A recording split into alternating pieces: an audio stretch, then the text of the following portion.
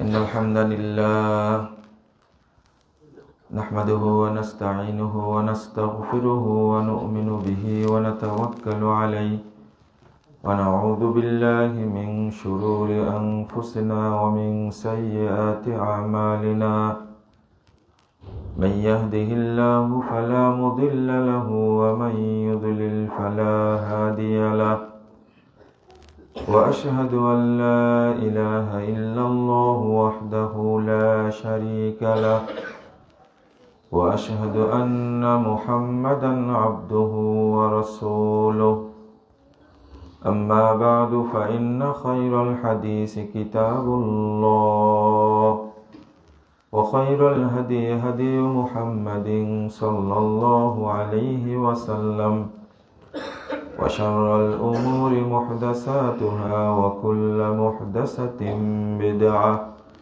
وكل بدعة ضلالة وكل ضلالة في النار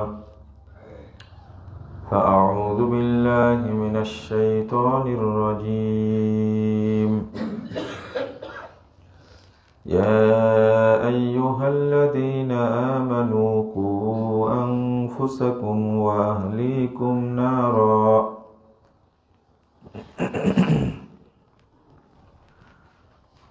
وقال صلى الله عليه وسلم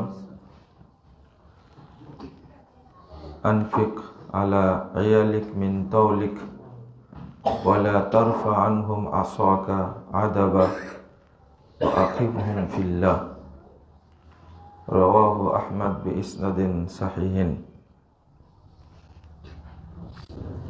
وقال صلى الله عليه وسلم خير نسائكم الودود والولود والمواتية والمواصية وشر نسائكم المتبرجات والمتخيلات هن المنافقات لا يدخلن الجنة সম্মানিত মুসল্লিবৃন্দ,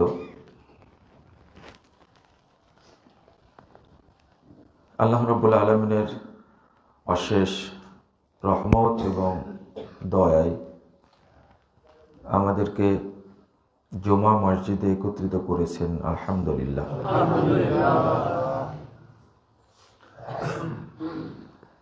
পরিবারের ইসলামী অনুশাসন এই বিষয়টা নিয়ে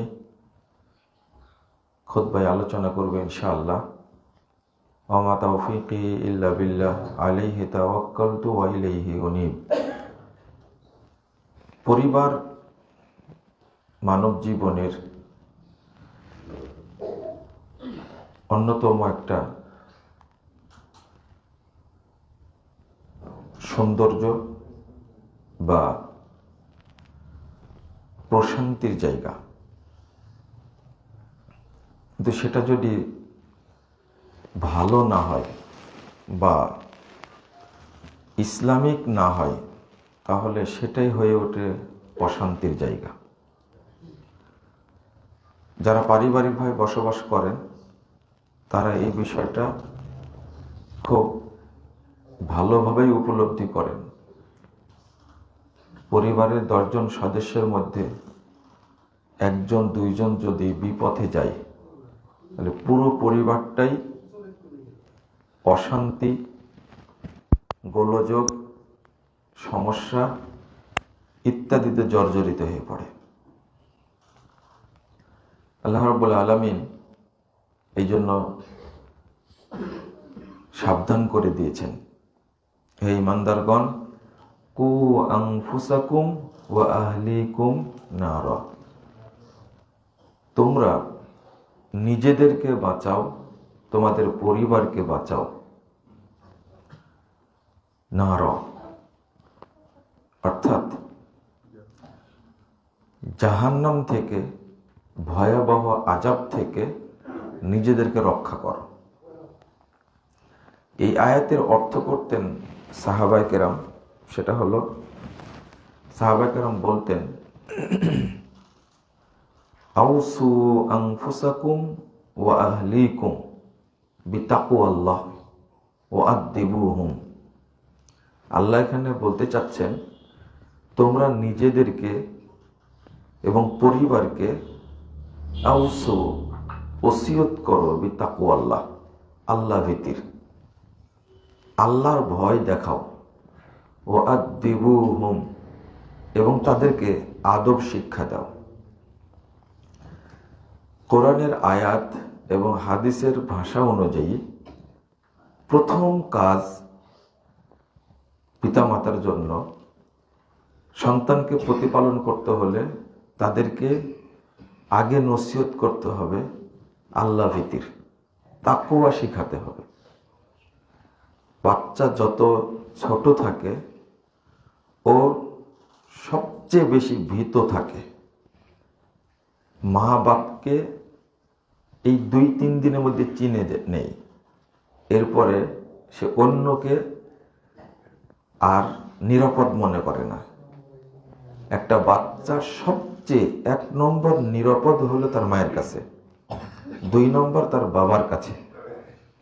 ছোট একটা বাচ্চা যখন অন্যের কোলে যায় তখন সে অপরিচিত মনে করে, ওর কোলে থাকতে চায় না। অথচ তার মানে কোনো বুদ্ধি হয়নি এখনো, শুধু বুদ্ধিটা কুণ্ঠাল হয়েছে ভীতি। আমাকে কার কোলে রাখা হয়েছে, এটা তোমার মা না, এটা আমার বাবা না। এই জন্য আল্লাহ রাব্বুল আলামিন বলছেন যে প্রথম আল্লাহ ভীতি শিখাতে হবে। আমরা প্রথম ভয় দেখাই বাচ্চাকে শিয়াল, বাঘ, সিংহ, 1 নম্বর। 2 নম্বর ওয়াদ্দিবুহুম, তাদেরকে আদব শিক্ষা দিতে হবে। মুসনাদ আহমদের একটা হাদিস বর্ণিত হয়েছে, 22,128 নম্বর হাদিস। রাসূল সাল্লাল্লাহু আলাইহি ওয়াসাল্লাম বলছেন, আনফিক আলা ইয়ালিক মিন তাওলিক, তুমি তোমার পরিবারের উপরে তোমার হায়াত থাকা পর্যন্ত খরচ করো তাদের গড়ার জন্য। আপনি যতদিন বেঁচে থাকবেন ততদিন আপনাকে আপনার পরিবারকে দেখে রাখতে হবে। মিন তাওলিক, তোমার সাধ্য অনুযায়ী তুমি তোমার পরিবারকে দেখাশোনা করো। তারপরে বলছেন যে ওলা তারফা আনহুম আসাকা আদাবা, তাদের থেকে আদবের লাঠি তুমি উঠায় রাখো না। আমরা লাঠি কোথায় রাখি? ওই উপরে রেখে দিই বা সাইডে রাখি। রাসূল সাল্লাল্লাহু আলাইহি ওয়াসাল্লাম বলছেন লাঠিকে রেখে দিও না, লাঠি সবসময় কাছে রাখতে হবে, হাতে রাখতে হবে। ওয়ালা তারফা আনহুম আসাকা আদাবা, পরিবারের কাছ থেকে লাঠি ছিঁকাই তুলে রাখলে হবে না, গুজে রাখলে হবে না।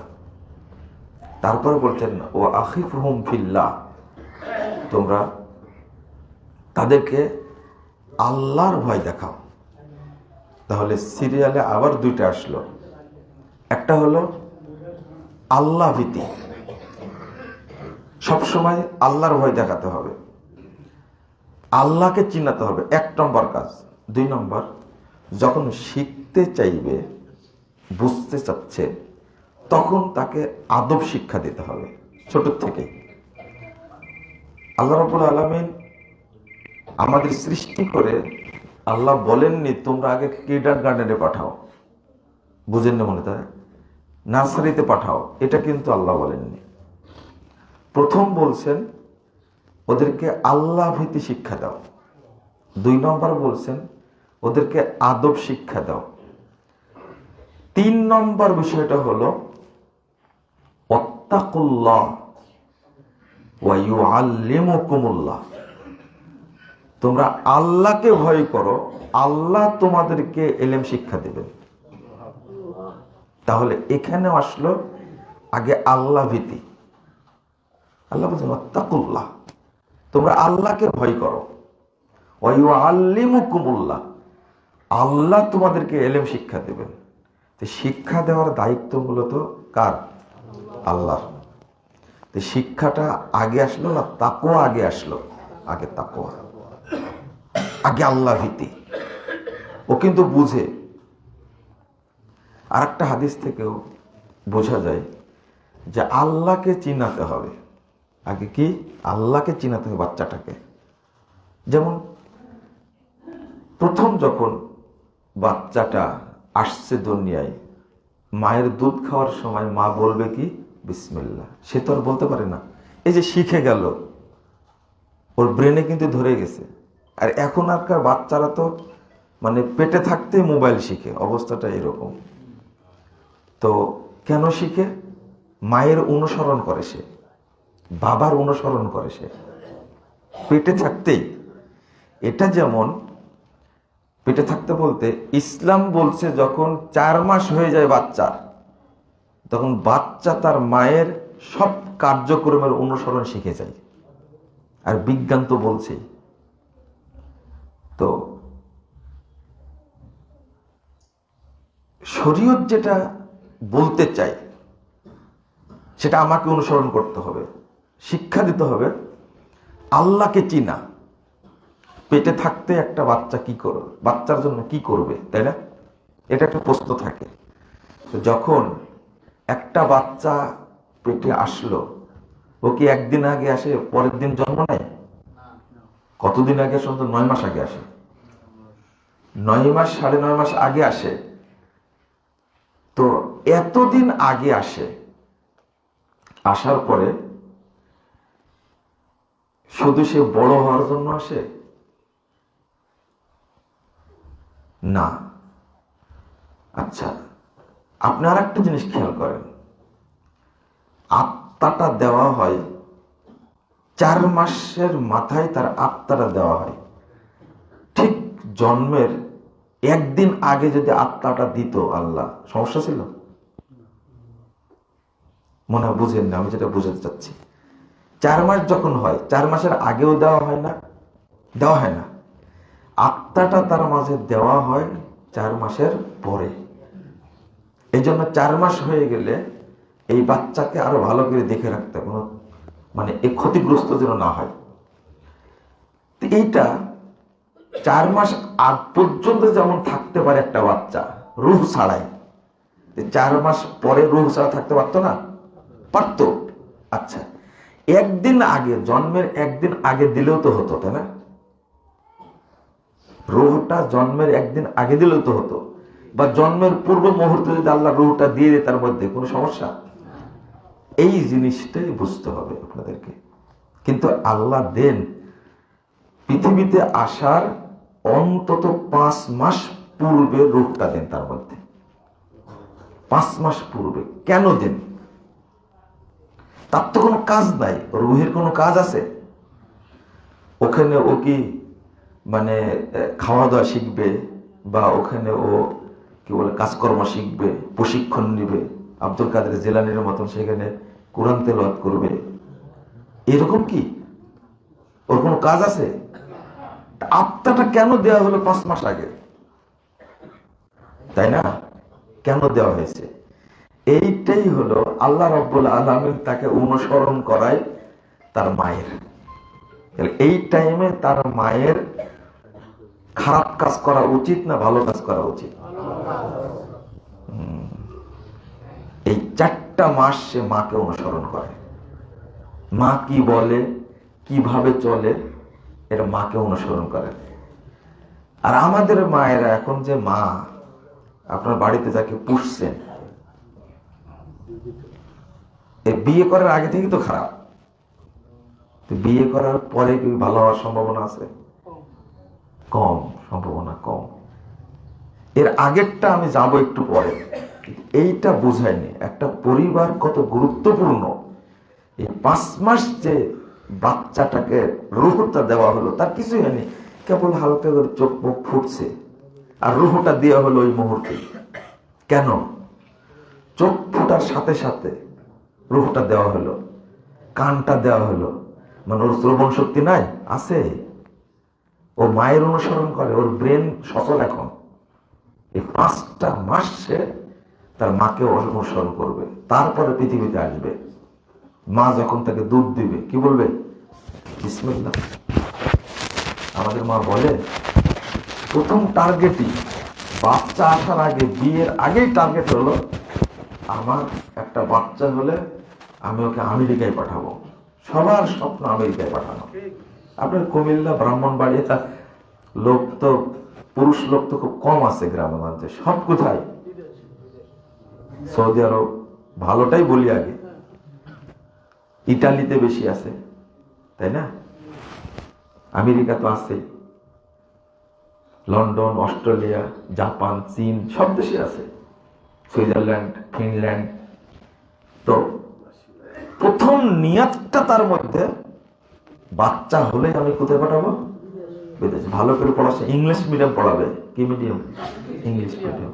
তো নিয়তটা ভালো না খারাপ? ইংলিশ মিডিয়াম পড়েও কি করবে? ধরেন ইংলিশ ভালো হতে হতে বাংলাদেশের শ্রেষ্ঠ স্পিকিং এ শ্রেষ্ঠ 1 নম্বর হয়েছে।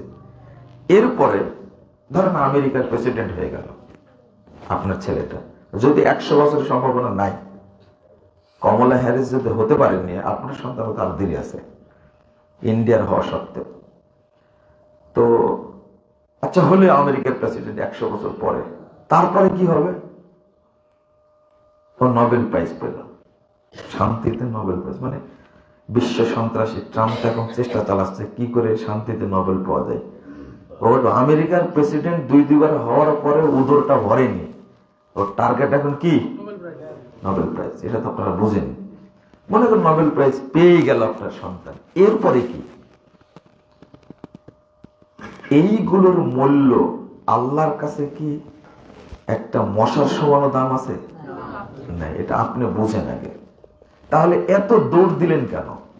একটা কাজ হয়েছে, দেশে থাকলে ন্যাশনাল চোর হতো, আমেরিকা, লন্ডনে যাওয়ার পরে, কানাডা যাওয়ার পরে ইন্টারন্যাশনাল চোর হয়েছে। এই ফায়দাটা হয়েছে। কারণ অধিকাংশ কি হয়, আমি সবার কথা বলছি না, আবার মন খারাপ করবেন না, অনেক ভালো আছে, কিন্তু ম্যাক্সিমাম হয় কি খারাপ হয়। ওই জার্মানি থেকে ডিগ্রি নিয়ে এসে ইঞ্জিনিয়ার হয়েই তো আপনার ছেলেটা পদ্মা সেতু তৈরি করতে গিয়ে ও খরচ দেখাচ্ছে 50,000 কোটি টাকা, অথচ খরচ হওয়ার কথা 20,000 কোটি টাকা। এই 30,000 কোটি টাকা খোঁচা মেরে নিয়েছে। তো এটা তো আর আপনি ভালো সন্তান পয়দা করেননি, আর ভালো শিক্ষাটাও দেননি। এত বড় ক্ষতি করতে পারে একটা প্রকল্পে। গোড়ার দিকে আসেন, এই জায়গাটাই হলো সমস্যা। আল্লাহ কেন বলছেন ও আনফুসাকুম ওয়া আহলিকুম নার, জাহান্নাম থেকে তোমরা বাঁচো, তোমাদের পরিবারকে বাঁচাও। এই শুরুটা হতে হবে আপনার, এই শুরুটা করতে হবে পিতা মাতাকে। আপনি চয়েস করতেই ভুল করেছেন, প্রথম চয়েসেই ভুল হয়েছে। আপনারও টার্গেট ছিল, আপনার বাবারও টার্গেট ছিল, এমন একটা মেয়ে নিয়ে আসবো ভিক্টোরিয়াতে পাশ করেছে ইংরেজি ডিপার্টমেন্টে, যে জীবনে বুরকা দূরে থাক, জামা তো দূরে থাক, ওড়না দূরে থাক, ও ফতোয়া পড়েনি মনে করেন, ওই মেয়েটা আপনার টার্গেট। এই খান্নাসকে বাড়িতে নিয়ে এসে আপনি ওর কাছ থেকে ভালো সন্তান আশা করবেন? আপনার টার্গেটটাই তো ভুল। আপনি একটা বোকা মানুষ, পড়াশোনা করেছেন, ভদ্র মানুষ, টার্গেট হলো ওই নোংরা মহিলা। তো বাড়িতে এসে যতটা সন্তান জন্ম দিবে সবগুলো দেশের জন্য, জাতির জন্য, পরিবারের জন্য ধ্বংসাত্মক হবে সব। তাহলে আপনি চয়েস করতে গিয়ে ভুল করলেন না। অথচ আপনার পরিবারের বরকতে মূল উৎসটা হলো আপনার স্ত্রীটা। সন্তানের মা হলো বরকতের উৎস। আপনার মধ্যে কোনো বরকত নাই, হাদিস কোরআনে পাওয়া যায় না। পুরুষের মধ্যে বরকত আছে, কারণ পুরুষকে আল্লাহর নিদর্শন বলেনি, আপনার স্ত্রীকে আল্লাহ বলেছেন নিদর্শন। আল্লাহ বলেছেন ওয়ামিন আয়াতিহি আন খালাকা লাকুম মিন আনফুসিকুম আজওয়াজা। 21 নম্বর সূরা রুম খুলে দেখবেন। আল্লাহর নিদর্শন সমূহের মধ্যে একজন, আল্লাহ তোমাদের মধ্যে থেকে সৃষ্টি করেছেন তোমাদের সঙ্গিনীকে। আল্লাহর আয়াত, আল্লাহর নিদর্শন আপনার স্ত্রী। কেন তৈরি করেছেন? লিতাসকুনু ইলাইহা। প্রথম কথা হলো যে যেন তোমরা তার কাছে গিয়ে প্রশান্তি পাও, সুখ পাও, তৃপ্তি পাও। এটা হলো মূলনীতি। যেদিন দেখবেন, প্রথম বিয়ে করার পর থেকে দেখছেন যে আমার স্ত্রী কমন পড়েনি, সেদিনই বুঝে নেবেন এর দ্বারা আমার বাড়িতে কোনো কল্যাণ হবে না। প্রথম মূলনীতি হলো, স্বামী যদি স্ত্রীর কাছে তৃপ্তি না পায়, ভালোবাসা না পায়, প্রশান্তি না পায়, তাহলে ওই বাড়িতে বরকত হবে না, একবারই হবে না। আর আপনিও মনে করে নেবেন একে শুধু হাতির মতো পুষাই হবে, এর দ্বারা কোনো ফায়দা হবে না। এর অর্থ কি? ও বাচ্চা দিবে, বাচ্চাটা ভালো হবে না। ও কাজ করবে, কাজে বরকত হবে না। একবারে ফাইনাল। আল্লাহ বলছেন লিতাসকুনু ইলাইহা। এটা তো আমার কথা না। শুধু তাই, আরো কয়েকটা হাদিস রাসূল সাল্লাল্লাহু আলাইহি ওয়াসাল্লাম বলছেন, ইদা খাতাবা ইলাইকুম মিম্মান তারদাউনা দীনাহু ওয়া খুলুকাহু ফাযাব্বিজুহু। তোমাদের কাছে যদি প্রস্তাব দেয় কোন ভালো ছেলে যার দিনদারিতা আছে, চরিত্র আছে, কত বড় সম্পদ, ফাযাব্বিজুহু, তাহলে তোমরা তার সাথে বিয়ে দাও। ভালো ছেলে, দিনদারিতা আছে, আর কি চরিত্র ভালো, বিয়ে দিয়ে দাও। ওয়াইল্লা তাফআলু, আর যদি না দাও, তাকুন ফিতনাতুন ফিল আরদ ওয়া ফাসাদুন কাবীর। আর যদি না দাও ভালো ছেলের সাথে, তাহলে পৃথিবীতে বিপর্যয়, ফিতনা এমন ভাবে দেখা দিবে যেটা তোমার ট্যাকেল দিতে পারবে না। ওই আপনার আদরের মেয়েটাকে বিয়ে দেবেন এমন জায়গায় সে মদখোর, সন্ত্রাসী, চরিত্র খারাপ। আপনি 6 মাসের মাথায় বুঝে যাবেন যে এই ছেলের চরিত্র ভালো না। আগে অন্তত 10-12 জন মেয়ের সাথে সম্পর্ক ছিল, ভুলক্রমে চলে গেছে ওই জায়গাতে, আমার মেয়েটার জীবন শেষ। অথচ আপনার কাছে প্রস্তাব দিয়েছে, আসছে ভালো ছেলে, কিন্তু সম্পদ নাই, দেখতে অতটা ভালো না, তার সাথে বিয়ে দেননি। আল্লাহ রাব্বুল আলামিন আপনাকে শিখাচ্ছেন এইভাবে, 3 বার বলছেন তার সাথেই বিয়ে দাও, তার সাথেই বিয়ে দাও, তার সাথেই বিয়ে দাও। কিন্তু আমরা খুঁজি কি আমেরিকান মাস্টার আছে কিনা, হ্যান্ডসাম স্মার্ট বয়, দাড়িটা এমন ভাবে চাঁচা, হাতে একটা সিগারেট, টাই পরা আছে, টাকনুর নিচে প্যান্ট আছে, এ নাকি স্মার্ট বয় আপনার কাছে। মদখোর, নাহলে ঘুষখোর, দুর্নীতিবাজ, দেখতে একবার কি স্মার্ট। এই যে স্মার্ট শয়তান, এটা আপনি কোন দিন বুঝবেন? যেদিন বুঝবেন ওই স্মার্ট শয়তান, সেই দিন আপনি নিরাপদ থাকবেন। কিন্তু আল্লাহ তো এটা বলছেন না, আপনাকে বলছে একটা, করছেন আর একটা। রাসূল সাল্লাল্লাহু আলাইহি ওয়াসাল্লাম বলছেন, তাব্বাল লিয-যাহাবি ওয়াল ফিজ্জা। তাবরানী কাবিরের মধ্যে হাদিসটা 2274 নম্বর হাদিস। স্বর্ণের খনি, রূপার খনি ধ্বংস হোক। স্ত্রী কত মূল্যবান জিনিস, আপনি দেখেন আল্লাহ তাকে কত দাম দিয়েছেন। স্বর্ণের খনি, রূপার খনি ধ্বংস হোক। 3 বার তাব্বাল লিয-যাহাবি ওয়াল ফিজ্জা, স্বর্ণ রূপার সম্পদের খনি ধ্বংস হোক। ক্বালু ইয়া রাসূলুল্লাহ আইয়াল মাল নাত্তাখিযুহু। আল্লাহ রাসূল, সম্পদের মূল গুড়াই হলো স্বর্ণ রূপা, তাকেই ধ্বংসের কথা বলছেন, তাহলে আমরা কোন সম্পদ গচ্ছিত রাখবো? রাসূল সাল্লাল্লাহু আলাইহি ওয়াসাল্লাম বলছেন, লিয়াত্তাখিযা আহাদুকুম যাওজাতান সালিহা। নেককার স্ত্রীকে বাড়িতে রেখে দাও, এটাই হলো বরকতের খনি। আপনি যাবেন কোথায়? এই মহিলাকে আল্লাহ কত দাম দিয়েছেন, কত সম্মান দিয়েছেন, আর এই মহিলা কত ন্যাংটা এখন বর্তমানে। বরকতের উৎস, স্বর্ণের খনি, রূপার খনি সব ধ্বংস হয়ে যাক, কি রাখবো? আপনি বদদোয়া করছেন যে তুমি স্ত্রী রাখো, নেককার স্ত্রী বাড়িতে রাখো, বরকতের জন্য এটাই যথেষ্ট।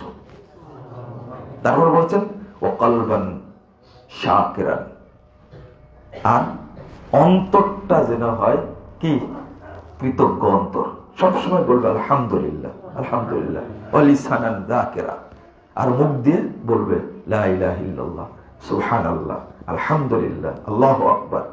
এইগুলো যত বলবে আল্লাহ তোমার বাড়িতে তত বরকত নাজিল করবে। আপনি করতে পারবেন এটা না? আপনার চেয়ে কাজ করবে আপনার ওয়াইফ।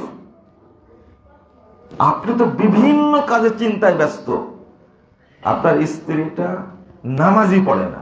আর যদি কেউ নামাজ পড়ে, ও নামাজ পড়ার দরকার জহরেরটা 12:15, ও পড়বে 3:15 3:30, অথবা জহর আসর 2টা একবারেই পড়বে। ও যদি বরকতের উৎস হয় তাহলে ওর অবস্থা এরকম কেন? কোনদিন বরকত হবে না। রাসূল সাল্লাল্লাহু আলাইহি ওয়াসাল্লাম বলছেন মিন সাআদাতি ইবনে আদম সালাসা, আদম সন্তানের বরকতের উৎস হলো 3টা, সৌভাগ্যের উৎস হলো 3টা। জটিল ব্যাপার, আপনাকে কিভাবে বুঝাবো?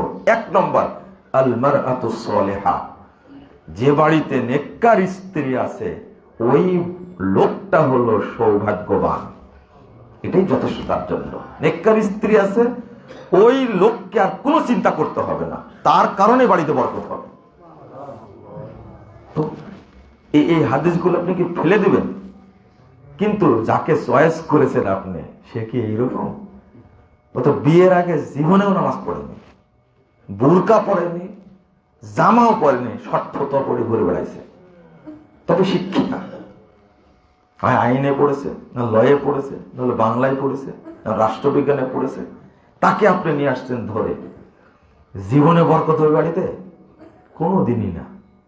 বরকত হয়, বরকত মানে কি? কিছুক্ষণ আগে বললাম না, আপনার সব কাজে বরকত হবে, সব কাজে। প্রথম বরকত হলো আপনাকে সে এমন সন্তান দেবে, এই সন্তান দেশ জাতি মানুষের জন্য উপকারী হবে। হবে না তো? তাহলে প্রথম ভুল ওই জায়গায় করেছি, ওই জায়গায় করেছি, চয়েস করতে ভুল করেছি।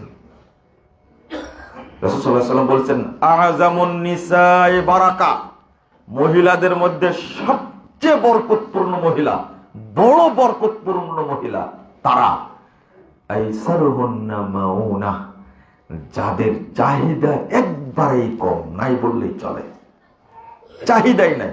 আপনার বাড়িতে আছে যেটা দেখবেন, ওর চাহিদা মানে কি? এটা দাও, ওইটা লাগবে, ওইটা লাগবে, বাড়ি করা লাগবে, গাড়ি করা লাগবে, আমার এই কি বলে গলার মালা কিনা লাগবে, হার কিনা লাগবে, নকেট কিনা লাগবে, আমার 3 পিস লাগবে, এইটা লাগবে, সেটা লাগবে। ও বলতেই আছে। যেদিন বুঝবেন নাই নাই খাই খাই করে, ওর দ্বারাতে বরকত হবে না, ও জিরো। একে পোষা আর হাতি পোষা কি একই সমান, কোনো দাম নাই। আপনি এখন প্রশ্ন করবেন না আমাকে, তাহলে কি করব? আর একটা করেন, কারণ ওকে পুষে লাভ নাই, এটা শরীয়ত বলছে, আমি বলছি কোনোই লাভ নাই। আর আপনার তৃপ্তি তো পান না, এটা পরিষ্কার। সবসময় কোথায় থাকেন? চাষটলে থাকেন, বাহিরে থাকেন, অফিস থেকে বের হওয়ার পর বাড়িতে আসেন না, ও গেলেই কেস কাজ করবে, ও দূরে থাকেন। পত্রিকায় রিপোর্ট করেছে একটা, যে 85% পুরুষ অফিসে সময় কাটাতে চায়। ও রিপোর্টটা ভুল করেছে। আমার বিবেচনায় 95 হবে এটা। 95% পুরুষ বাড়িতে আসতে চায় না, বইয়ের অত্যাচারে। দলিল হলো হাদিস, মা তারাকতু ফিতনাতান আদাররা আলা রিজালি মিনান নিসা, আমি সবচেয়ে বড় ফিতনা ছেড়ে দিয়ে গেলাম পুরুষদের জন্য মহিলারা। এই মহিলা বলতে আপনার বউ বাদ দিয়ে, আপনার ওয়াইফ বাদ দিয়ে, আপনার ওয়াইফ 1 নম্বরে আছে। হাদিসটা একটু বুঝতে হবে, কেন আল্লাহ নবী বললেন। সহিহ বুখারী মুসলিম হাদিস, আপনি সোতা ঢুকাতে পারবেন এখানে? মা তারাকতু ফিতনাতান আদাররা আলা রিজালি মিনান নিসা। বাংলাদেশ আগে থাকা উচিত পুরুষ নির্যাতন কোর্ট, তারপরে 2 নম্বরে হলো নারী নির্যাতন কোর্ট। পুরুষ নির্যাতন কোর্টই নাই বাংলাদেশে। খালি অভিযোগ করে দেখেন, আগে আপনার জেলখানা যেতে হবে। অথচ হাদিস কি বলছে? হাদিস কি বলছে? আপনি চয়েস করতে ভুল করেছেন, তাই বিপদে পড়েছেন। অথচ এই মহিলাই হলো বরকতের উৎস। তার কারণে বাড়িতে বরকত নাজিল হয়। হচ্ছে না, তার কারণ কি? আমি বললাম যে আর একটা করেন, রাগ করলেন? জি। মনে করেন 2টা করেছেন, ওইটাও কমন পড়ে না, আনকমন। আর একটা করবেন, এটাও আনকমন, কি করবেন? আর একটা করবেন। এবার কয়টা হলো? 4টা। এই 4টা বিয়ে করার স্বাধীনতা দেওয়ার মূল কারণই হলো একটা কমন পড়বেই, ইনশাআল্লাহ পড়বে। সেই দিন আমি বুঝবেন মহিলাটা স্ত্রী কাকে বলে।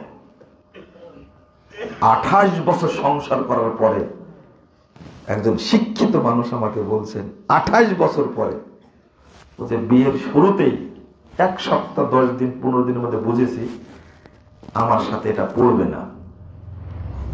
সবাই বলে, নসিহত করে, বাচ্চা টাচ্চা হলে ভালো হয়ে যাবে, এটা নিয়ে টেনশন করিস না। কিন্তু একজন বন্ধু বলেছিল যে তুই সারা জীবনটা নষ্ট করবি, ভাই বিয়ে আর একটা কর, না হলে একে তালাক দে, যে কোনো একটা। একজন বন্ধু আমাকে বলেছে। 28 বছর পরে বুঝলাম যে আমার ওই এক বন্ধু ঠিক বলেছে। 28 বছর পরে অটো 5টা বাচ্চা হওয়ার পরে মেয়েটা চলে গেল আমাকে একা ফেলে। 28 বছর পরে আমাকে কে বিয়ে করবে? বুঝেননি কথা?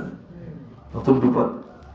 এরপরেও 28 বছর পরে আমি বিয়ে আর একটা করলাম। আমার 2টা মেয়ে আছে, আমি মেয়ে 2টাকে আদর করতাম না শুধু মায়ের আচরণের কারণে, যে এদেরকে মানুষ করা মানে বোকাম। কেন? বলছে যে আমি মনে করতাম মেয়ে জাতি মানে এরকম, সবাই মনে অত্যাচার করে, কিন্তু এটাকে বিয়ে করার পরে বুঝলাম যে সকল মেয়ে এরকম না।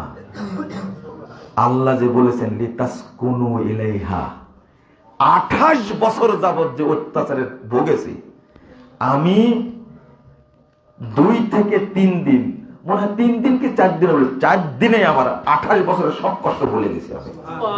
কোরআনের আয়াত লিতাসকুনু ইলাইহা, আল্লাহ বলছেন তুমি তার কাছে তৃপ্তি পাবে, প্রশান্তি পাবে। আল্লাহর কথা মিথ্যা হয়? আপনার স্রষ্টা যেমন আল্লাহ, আপনার ওয়াইফের স্রষ্টা কে? আল্লাহ। তিনি সৃষ্টি করেছেন। বলছে আমি 3 থেকে 4 দিনের মধ্যে বুঝতে পেরেছি আমার 28 বছরের সব কষ্ট শেষ হয়ে গেছে এর আচরণ দেখে, এর অবস্থানটা দেখে। আপনি কি বুঝলেন তাহলে? কোরআনের আয়াতই চূড়ান্ত। মহিলা কি জিনিস? মুহাম্মদ রাসূলুল্লাহ সাল্লাল্লাহু আলাইহি ওয়াসাল্লাম সেই গারে হিরায় অবস্থান করছেন, মা খাদিজা আসছেন, জিবরিল আমিন এসে বলছেন যে ওই জাহাজে খাদিজা এই যে আসছে, মাহা ইনাউন ফিহি তাআমুন আও ইদামুন আও শারাব, ওই যে আসছে তার হাতে একটা বাটি আছে, এই বাটিতে হয় খাবার আছে, নয়তো পানি আছে, না হলে তরকারি আছে, ও আপনার কাছে নিয়ে আসছে। আসলেই বলবেন তার রব তাকে সালাম জানিয়েছে। পৃথিবীতে কোন মানুষকে আল্লাহ সালাম দেন গিয়ে একজনকে সালাম দেন, তিনি একজন মহিলা, তাও খাদিজা রাদিয়াল্লাহু আনহা। কেন আপনার ওয়াইফের এত দাপট? কেন আল্লাহর নবী তাকে এত দাম দিতেন? কেন? সম্ভ্রান্ত পরিবারের মহিলা, সবচেয়ে ধনাঢ্য মহিলা, সবচেয়ে সুন্দরী মহিলা খাদিজা রাদিয়াল্লাহু আনহা। এই মানুষটা একজন সাধারণ ছেলেকে এত ভালোবাসতেন, আল্লাহ যে এত খুশি হয়েছেন জিবরিল আমিনকে পাঠিয়ে দিয়েছেন। আমি গাড়ি হীরার উপরে উঠেছিলাম, হীরা পর্বতের উপরে উঠেছিলাম 13 সালে, সাথে আমার আব্বাও ছিলেন। উঠতে সময় লাগলো প্রায় 45 মিনিট। তো আমি উঠে এটা ভাবছিলাম যে একজন স্ত্রী খাবার নিয়ে আসতেন এত দূরে 6 মাস যাবত, কখনো আল্লাহ রাসূল গিয়ে নিয়ে আসতেন, কখনো খাদিজা রাদিয়াল্লাহু আনহা দিয়ে যেতেন, পায়ে হেঁটে আসতেন, আবার উপরে উঠতেন। তো আমি ওখান থেকে আমি আমার ওয়াইফকে ফোন দিয়েছিলাম, আমার বউকে ফোন দিলাম। আমি যে জায়গায় ফোন দিয়ে কথা বলছি এই জায়গা হলো গারে হীরা, যেখানে খাদিজা রাদিয়াল্লাহু আনহা খাবার পৌঁছায় দিতেন আল্লাহর নবীকে। বর্তমান যুগে যদি কোনো মহিলা বুঝতে পারে বিয়ের পরে এই কাজ করা লাগবে, কেউ বিয়ে বসবে না। বুঝবে? আপনার ওয়াইফের কি দাম চিন্তা করতে পারছেন? তো ফকির নির্কুত, তাই এত দাম। খাদিজার দাম সবচেয়ে বড় ব্যবসায়ী মহিলা, সম্ভ্রান্ত পরিবারের মহিলা, এত উচ্চ বংশের মহিলা। মুহাম্মদ সাল্লাল্লাহু আলাইহি সাল্লামকে কিভাবে আদর দিয়েছেন, কিভাবে ভালোবাসা দিয়েছেন, আল্লাহ এত খুশি হয়েছেন, আল্লাহ সালাম দিয়েছেন মুহাম্মদ সাল্লাল্লাহু আলাইহি ওয়াসাল্লাম। এর নাম মহিলা, এর নাম মহিলা, এর নাম স্ত্রী। কোনদিন দরজায় টোকা দিয়ে 1 সেকেন্ড দেরি হয়নি, মুহাম্মদ সাল্লাল্লাহু আলাইহি সাল্লাম আসছেন, কোনদিন দেরি হয়নি। আল্লাহ খাদিজাকে এত পছন্দ করে, সব বাচ্চা তার পেট থেকে হয়েছে, আপনি জানেন? আপনি কি বলেন এগুলো? আর আপনার মহিলা, আপনার মেয়েটা বিয়ে দিয়েছেন, তার দাপটের জামাই টিকতে পারে না, জামাইয়ের বাপ মাও টিকতে পারে না, এত দাপট। কি শিখেছেন আপনি? কি এমন আছে? দেখতে তো পেতনির মতো, হতে পারে এরকম? কি আছে আপনার মেয়ের, আপনার ওয়াইফের কি আছে? এত দাপট দেখায় কেন? আপনি খাদিজা রাদিয়াল্লাহু আনহা এটা চুলের সমান হতে পারবে? মনে হয় তার এত মর্যাদা। আগে ওইটা দেখে বিয়ে দিবেন। আমার কথাগুলো আপনাদের কাছে খারাপ লাগবে, আমি এইভাবে বলি তো কিছু মনে করি না। আমি চাই একটা মেয়ে এমন সন্তান জন্ম দিবে যে সন্তান ইসলামের জন্য খাদিম হবে।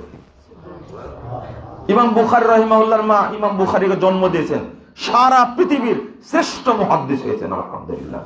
ইমাম আহমদ বিন হাম্বলের মা ইমাম আহমদকে জন্ম দিয়েছেন, পৃথিবীর বিষয়ে শ্রেষ্ঠ মুহাদ্দিস হয়েছেন। আপনার বইয়ের পেট থেকে যেটা হয় ভালো হয় না কেন? বুঝেননি কথা? ইমাম মালিকের মা ছোট অবস্থায় বাপ মারা গেছে, মাই মানুষ করেছে তাকে, পৃথিবীর শ্রেষ্ঠ মানুষ হয়েছে, আপনারটা হয় না কেন? বুঝেননি মনে হয় না? মায়ের দাম কত দেখেন। মা কাকে বলে বলছি না?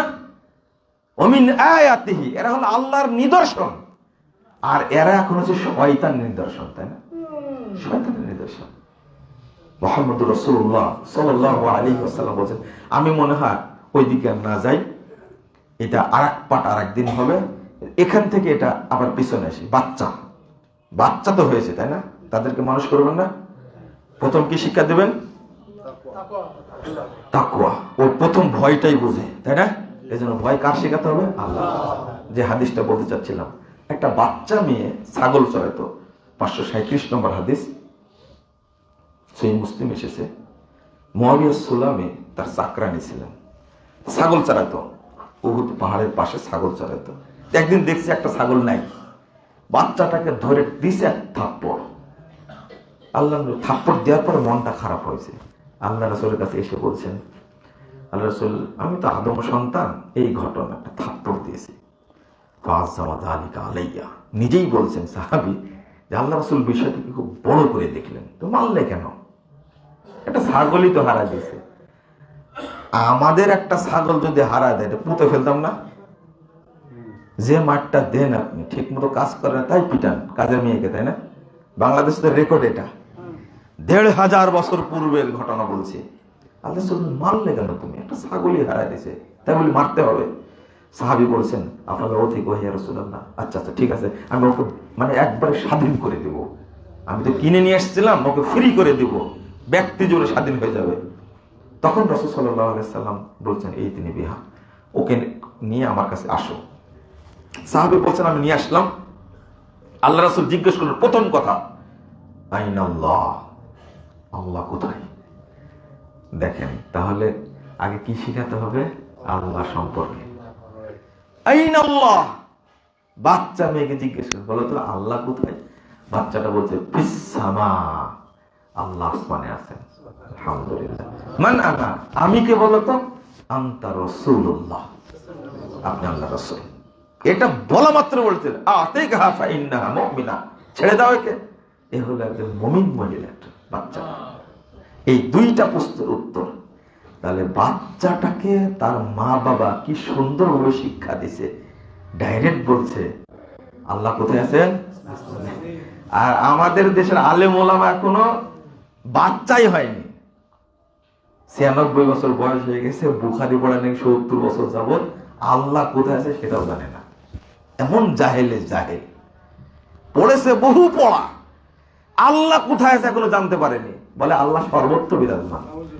শয়তানও এত খারাপ আকীদা পোষণ করে না, এটা জানেন আপনি? আল্লাহ নিরাকার বলে না, অথচ বাচ্চা মহিলা যতটুকু জ্ঞান আছে, আমাদের দেশের বুখারী মুসলিম পড়া পাগড়িওয়ালা দেওবন্দি হাটহাজারি এই হুজুরদের সেই বুদ্ধিটা নেই। আল্লাহ মানে মানা না, আমি কে? আনতা রাসূলুল্লাহ, আপনার রাসূল। তাহলে বাচ্চাকে আগে শিখাতে হবে আল্লাহ আছেন, তাই না? এটা শিক্ষা দেবেন।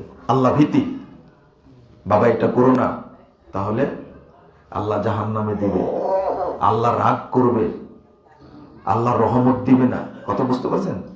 এইগুলো প্রথম বুঝাতে হবে। এরপরে আদব, ওয়াদ্দিবুহুম, তাদেরকে আদব শিক্ষা দাও। লাঠি দিয়ে আদব শিক্ষা দিতে হবে, লাঠি দিয়ে, লাঠি দিয়ে। কানু ইয়াতাআল্লামুনাল হুদা কামা ইয়াতাআল্লামুল ইলম, সাহাবীরা যেভাবে ইলম শিখতেন, মুহাম্মদ বিন সিরিন বলছেন, ঠিক ওইভাবে আদব শিখতেন। তা আদব একটা শিক্ষা, তাই না? দ্বিতীয় নম্বরে কি? আদব। প্রথম দোষ কিন্তু আপনার উপরে আসবে। আপনি মেয়েটাকে বিয়ে দিয়েছেন, শ্বশুর বাড়ি গেছে, শাশুড়ি বলছে যে কেমন মেয়ে, তোমার মা এটাই শিক্ষা দেয়নি। দোষটা মেয়ের আগে হলো না মায়ের আগে হলো? বলেন তো। প্রথম কথা, দোষ আপনার। এই জন্য আল্লাহ নবী বলছেন লা তারফা আনহুম আসাকা আদাবান, শিষ্টাচারের ব্যবহারের লাঠি উঠায় রাখো না, সবসময় সাথে সাথে রাখবা। এটা করছে না, ঠাস করে দিবে একটা। এখন তো আপনারা আমেরিকান হয়ে গেছেন, তাই না? লন্ডন পড়তে হয়ে গেছে, না বাচ্চাকে লাঠি দেখানো যাবে না, শয়তান বানানোর জন্য। আল্লাহ যে আল্লাহ সৃষ্টি করেছেন তিনি বলছেন লাঠি ব্যবহার করতে হবে। আর ইবলিস শয়তানরা বলছে না লাঠি নিয়ে যাবে না ক্লাসে, ছাত্রদেরকে পিটায় আদব শিক্ষা দিতে হবে। শরীয়ত বলছে। কোন শয়তান বলেছে আপনাকে? আমার আদর্শ মুহাম্মদুর রাসূলুল্লাহ সাল্লাল্লাহু আলাইহি ওয়াসাল্লাম পৃথিবীর শ্রেষ্ঠ মানুষ। আপনি মুসলিম, আপনার আদর্শ আমেরিকা কি করে হলো, লন্ডন কি করে হলো, সুইজারল্যান্ড কি করে হলো? এদের ফাঁদে পড়লেন কি করে আপনি? লাঠি দিয়ে পিটায় আদব শিক্ষা দিতে হবে, এটাই শরীয়ত। আল্লাহর নবী বলছেন, আপনি কি মনে করছেন? ওকে মারতে হবে, ধমক দিতে হবে। বাচ্চা তো নিছেন কয়টা? একটা। আদর করে করে এখন বাঁদর বানায় দিছেন। মদ খায়, গাঁজা খায়, মেয়ে নিয়ে চলে, এই সেই ইত্যাদি অবস্থা তো এটাই। পিটাতে পারেননি, তাই এই সন্তানই আপনাকে জাহান্নামে নিয়ে যাবে ইনশাআল্লাহ। আপনি বাঁচতে পারবেন না। তাহলে আদব শিক্ষা দিবেন না কেন? আপনি আপনি দিতে বাধ্য। লা হাওলা ওয়ালা কুওয়াতা ইল্লা বিল্লাহ। আমরা কত পিছনে আছি, আপনি দেখলেই চেনা যায়। সালাম দিতে জানে না, ব্যবহারটা জানে না, চোখে মুখে চালাকি, ভদ্রতা বলতেই নাই। আল্লাহ নবী সাল্লাল্লাহু আলাইহি ওয়াসাল্লাম বলেছেন মা ইউহরামু রিফক ইউহরামুল খায়র, যাকে ব্যবহার থেকে বঞ্চিত করা হয়েছে, সদাচরণ থেকে বঞ্চিত করা হয়েছে, তাকে যাবতীয় কল্যাণ থেকে বঞ্চিত করা হয়েছে। বুঝেননি কথা? যার ভিতরে আদব নাই, ওর ভিতরে কোনো কল্যাণ নেই। মুখের ভাষা এত খারাপ, একজন ব্যাংকার মনে করেন, মুখের ভাষা এত খারাপ, উচ্চ শিক্ষিত মানুষ, কিন্তু তার কলিগদের সাথে এত খারাপ ভাষা ব্যবহার করে যে ভাষাগুলো শয়তানও জানে না। তো এই শিক্ষার কি দরকার? তার মূল কারণ হলো, এর মধ্যে ইসলামী শিক্ষা নাই। আল্লাহ রাসূল সাল্লাল্লাহু আলাইহি ওয়াসাল্লাম বলেছেন মান ইউরিদুল্লাহু বিহি খায়রা ইউফাক্কিহু ফিদ-দ্বীন, আল্লাহ যার কল্যাণ চান তাকে দ্বীনের বুঝ দান করেন, দ্বীনের ইলম দান করেন। যার মধ্যে দ্বীনি ইলম নাই তার মধ্যে কোনো কল্যাণ নাই। বিশেষ ক্যাডার হয়েছে, বিচারপতি হয়েছে, জাজ হয়েছে, বিশাল শিক্ষিত হয়েছে, এখন পেশাব করতে জানে না, মুসাফাটাই করতে জানে না। যে পেশাব করতে জানে না ও কি পবিত্র হয় কখনো? ফরজ গোসলই জানে না ও, বিশেষ ক্যাডার হয়, কি হয়েছে?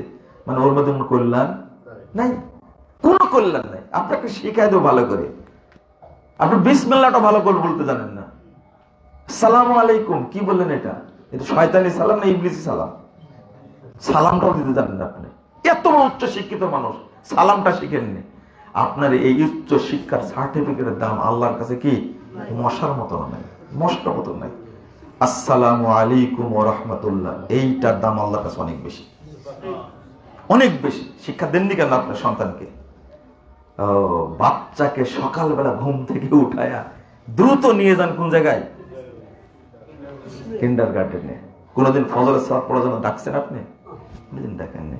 এই তো বুড়া হলে আপনাকে বকরির ঘরে রাখবে ইনশাআল্লাহ, বকরির ঘরে আপনার জায়গা হবে। মরে থাকবেন জানতেই পারবে না। এক বেটা আমেরিকা আছে, এক বেটা কানাডায় আছে, আর এক মেয়ে অস্ট্রেলিয়া আছে। বুড়া বুড়ি বাড়িতে পড়ে আছে, দেখার কোন লোক। এটাই হবে। দোষটা আপনার, বাপ মায়ের দোষ আগে, বাপ মায়ের দোষ আগে। এখানে আফসোস করে কি করবেন? এক ব্যক্তি এসে বলছে একটু ফোঁ দিয়ে দেন তো। কি ফোঁ দিয়ে দেবো? আমার বেটারা উচ্চ শিক্ষিত হয়েছে কিন্তু ফোনও দেয় না, খোঁজও নেয় না। আমি যে একটু ফোঁ দিয়ে ভালো হবে। দোষ করেছে নিজে, আর ফোঁ দিয়ে ভালো করেছে বেটা, এখন হুজুরের দোষ। তাকে দায়িত্ব দিচ্ছে। লা হাওলা ওয়ালা কুওয়াতা ইল্লা বিল্লাহ, আস্তাগফিরুল্লাহ। তাহলে এক নম্বর কি বললাম? শেষ করে দিই। এক নম্বর কি? তাকওয়া শিক্ষা দেবেন। দুই নম্বর কি? আদব শিক্ষা দেবেন। তিন নম্বর দেবেন এলেম শিক্ষা, দ্বীনি এলেম শিক্ষা দেবেন, দ্বীনি এলেম। চার নম্বর সালাত শিক্ষা দেবেন। মনে থাকবে?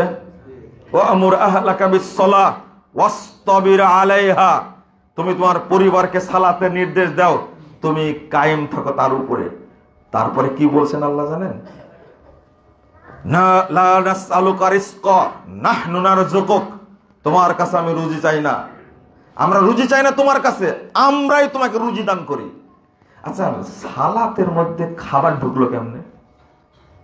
কোনদিন বুঝেছেন জিনিসটা? একই আয়াত, 132 নম্বর আয়াত সূরা তাহা। বলছেন সালাতের নির্দেশ দাও তোমার পরিবারকে, তুমিও সালাতের উপর কায়েম থাকো। খাবার তোমার কাছে চাই না, আমরাই খাবার দিই। আল্লাহ বলছেন সালাতের সাথে খাবার কেন বলেন তো দেখি? সবার ধান্দা হলো উচ্চ শিক্ষা অর্জন করে চাকরি নেবে, সালাতের কোনো ধান্দা নাই। অথচ খাবার নির্ধারিত কার পক্ষ থেকে? আল্লাহর পক্ষ থেকে। তুমি খাবারের কারণে দিন থেকে বিরত থাকো। খাবারের গ্যারান্টি কে নিছেন? আল্লাহ। তাই বলছেন আগে সালাত। আবার ওমা খলাকতুল জিন্না ওয়াল ইনসা ইল্লা লিয়াবুদুন। এখানে কি বলছেন? মা উরিদু মিনহুম মিন রিজকিন আইয়ুতিমুন। এই কথা বলে বলছেন আল্লাহ। পরের আয়াতটাই 56, 57, 58 নম্বর আয়াত। মা উরিদু মিনহুম রিজকা মিন রিজকিন আইয়ুতিমুন। আমি চাই না যে তারা আমাকে রুজি দিবে, আমাকে খাওয়াবে। ইন্নাল্লাহা হুয়ার রাজ্জাকু যুল কুওয়াতিল মাতিন। এর পরে আয়াতটা বলছেন নিশ্চয় আল্লাহই হলেন কি? রুজি দাতা। ওখানে বলছে লিয়াবুদুন, আল্লাহর ইবাদতের ক্ষেত্রে রুজির চিন্তা করা যাবে না। কেন? ইমাম ইবনে কাসির রাহিমাহুল্লাহ বলছেন ইযা আকামতাস সালাহ আতাকা রিজক মিন হাইসু লা তাহতাসিব। তুমি যখন সালাত পড়ে ফেলবে তখন কোথায় থেকে রুজি আসবে তুমি কল্পনাও করতে পারবে না। আল্লাহ গ্যারান্টি নিচ্ছেন। ইমাম সুফিয়ান সাউরি বলছেন লা নুকাল্লিফুকা তালাবা। তুমি সালাত পড়ো, রুজির জন্য তোমাকে কষ্ট দেব না। পাখিকে রুজি দেয় কে? আল্লাহ। গচ্ছিত আছে? গচ্ছিত আছে? সুন্দরবনে বিশাল বিশাল হাতি, বাঘ, হরিণ আছে, গচ্ছিত আছে? আপনার বাপ খাবার রেখে আসছে সেখানে? কে খাবার দেয়? আরে মানুষ কয়জন? সাগরের বিশাল বিশাল মাছ, এক একটা মাছ, গন্ডার কত খাবার লাগে, তার জলহস্তি কত খাবার লাগে। এদের নির্ধারিত খাবার আছে? কে দেয়? কেন দেয় বলেন তো? কেন দেয়? সত্যটা বলবেন। হ্যাঁ, কি উত্তর হলো না? এটাই দরকার ছিল।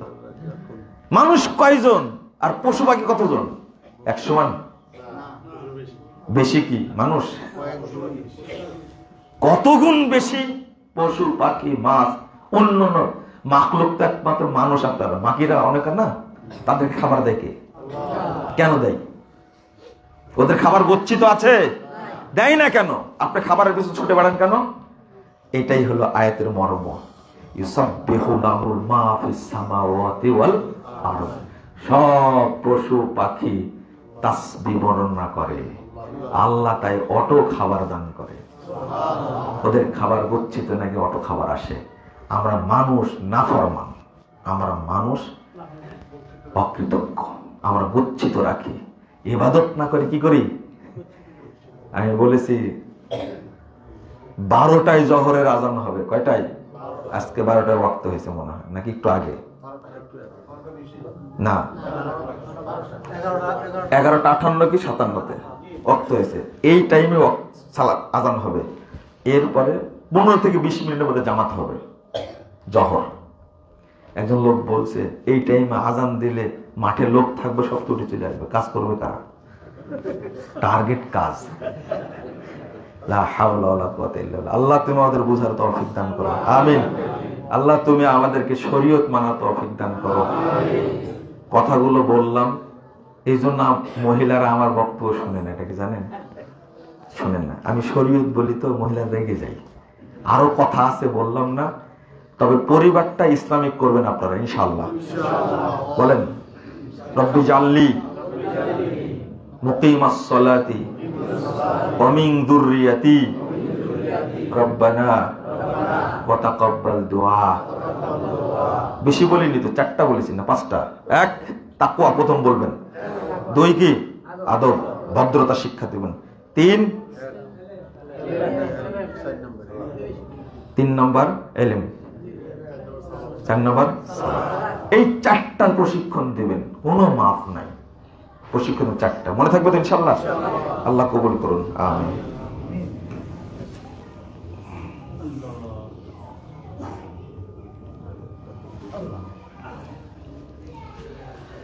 আলহামদুলিল্লাহি ওয়াহদা ওয়াসসালাতু ওয়াসসালামু আলা মান লা নাবিয়্যা বাদা। আল্লাহুম্মা সাল্লি আলা মুহাম্মাদ ওয়া আলা আলি মুহাম্মাদ কামা সাল্লাইতা আলা ইব্রাহিম ওয়া আলা আলি ইব্রাহিম ইন্নাকা হামিদুম মাজিদ। আল্লাহুম্মা বারিক আলা মুহাম্মাদ ওয়া আলা আলি মুহাম্মাদ কামা বারাকতা আলা ইব্রাহিম ওয়া আলা আলি ইব্রাহিম ইন্নাকা হামিদুম মাজিদ। সম্মানিত মুসল্লিবৃন্দ, আজকে আবার রাত্রিতে আলোচনা আছে। আপনারা আসবেন নাকি? মনে হয় আসবেন।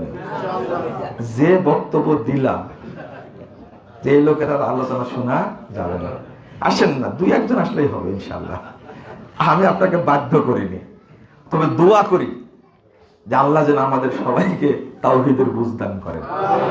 সারা দেশেই দোয়া করি তাওহীদের বুঝ যেন দান করেন। আর একটা দোয়া করবেন, আল্লাহ যেন আমাদের দেশটাকে নিরাপদ দেশ করে দেন। যে নিরাপত্তার যে অভাব, কোন দিন যেন আমেরিকা ইন্ডিয়া মিলে এই দেশটাকে লিবিয়ার মতো বানা দেয়, সিরিয়ার মতো বানা দেয়।